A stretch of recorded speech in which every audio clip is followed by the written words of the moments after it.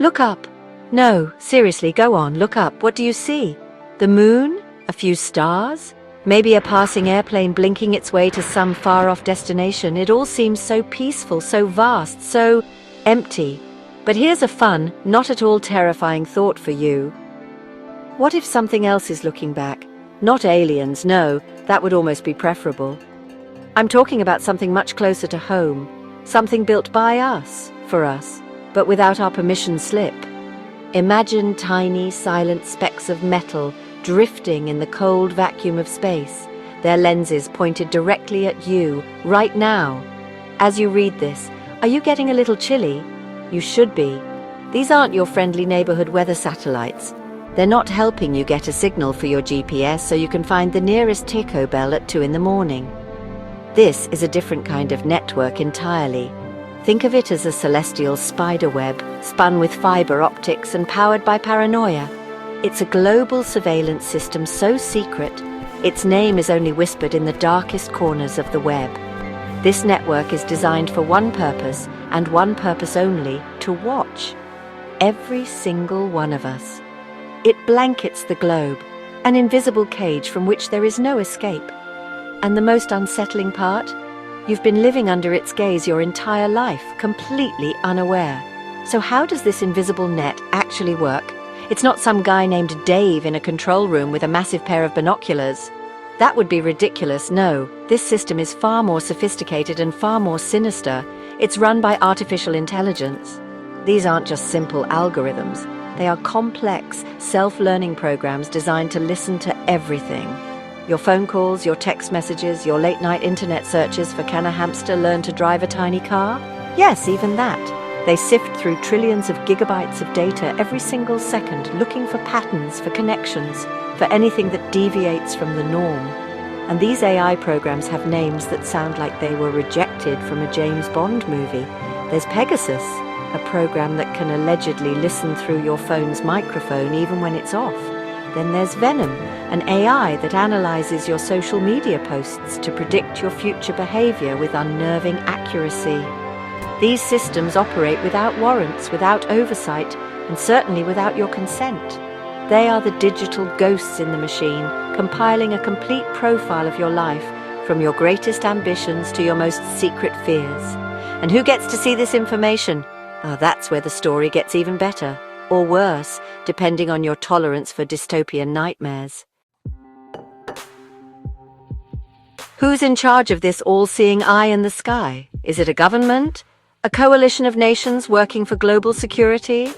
That would almost be comforting, wouldn't it? At least there would be some semblance of accountability. But the truth is far more concentrated and far less official. The network is controlled by a small, shadowy consortium of the world's most powerful individuals. Think billionaire tech moguls, shadowy financiers and political kingmakers who operate above the law. These are people who decided that democracy was simply too inefficient, too messy, so they built their own system of order.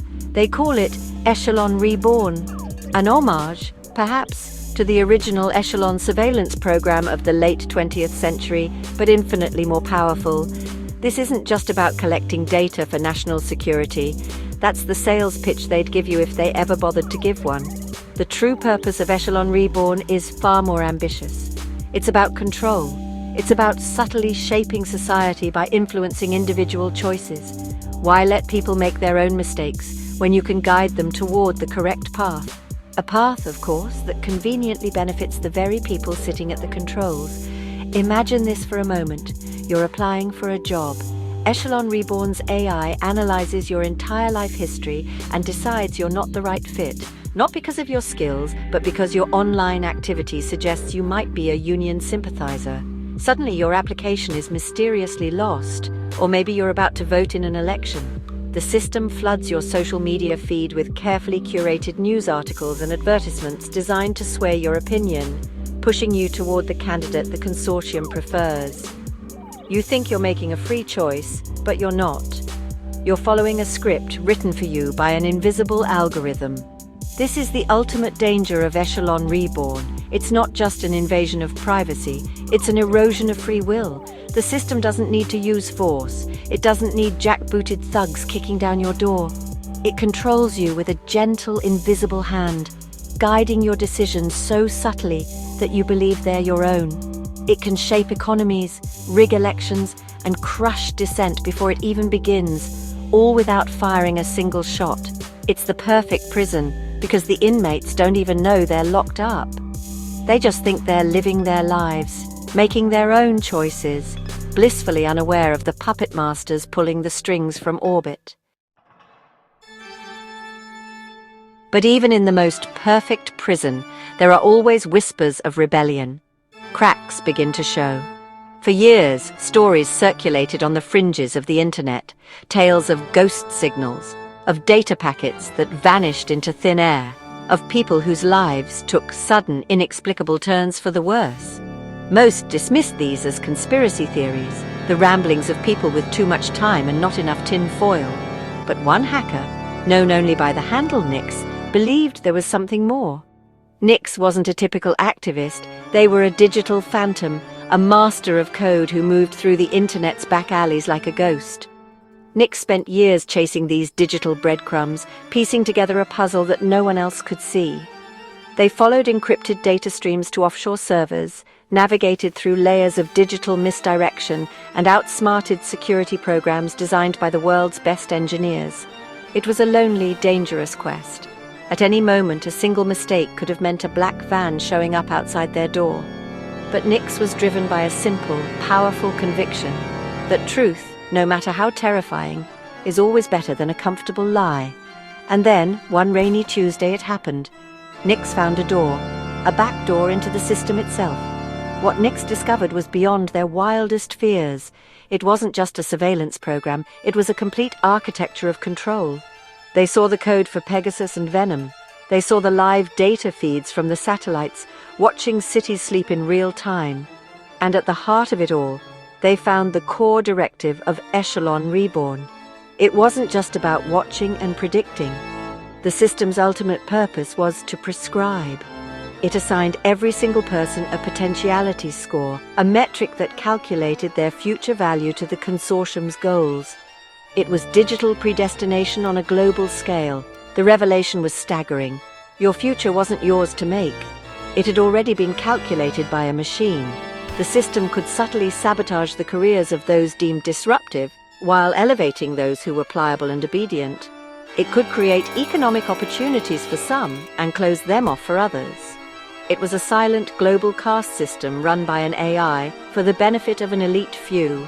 Nix knew they couldn't keep this secret. The world had to know.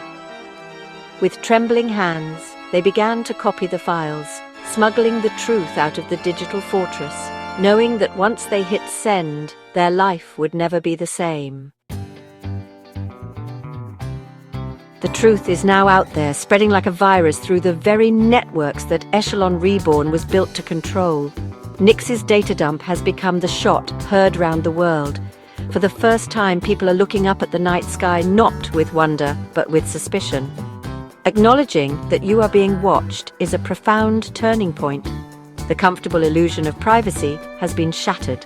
The quiet hum of the refrigerator might now sound like a listening device. That targeted ad on your phone feels less like a convenience and more like a threat. The perfect prison now has visible bars. This knowledge changes everything. It forces a question upon every single one of us, a question that is both deeply personal and universally significant. Now that you know about the hidden eyes in the sky, what will you do? Do you try to fight back?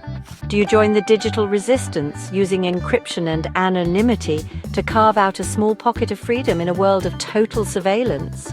Do you raise your voice, demand accountability, and risk being labeled a dissident by the very system that watches your every move? It's a path fraught with danger, but it's a path toward reclaiming your own agency. Or do you choose the other path, the path of least resistance? Do you simply accept the new reality? After all, life under Echelon Reborn might be predictable, but it could also be stable. The system promises order, safety, and a world free from chaos. As long as you play by its rules, you could simply keep your head down, delete your search history, and try to live a life so unremarkable that the AI deems you irrelevant. It's a choice for safety over freedom, for comfort over truth. disappear into the shadows, become a ghost in the machine, and maybe, just maybe, they'll leave you alone. So here we are, at the precipice of a new era. The secret is out, but the future is unwritten. Will we rise up, a chorus of voices demanding the return of our privacy and our free will, or will we quietly acquiesce, trading our autonomy for the illusion of security? The satellites are still up there, their unblinking eyes recording our every decision. They're watching to see what we will do next, so I'll ask you one last time. If you knew for a fact that you were being watched from above, what would you do? Your answer might just determine the future of freedom itself.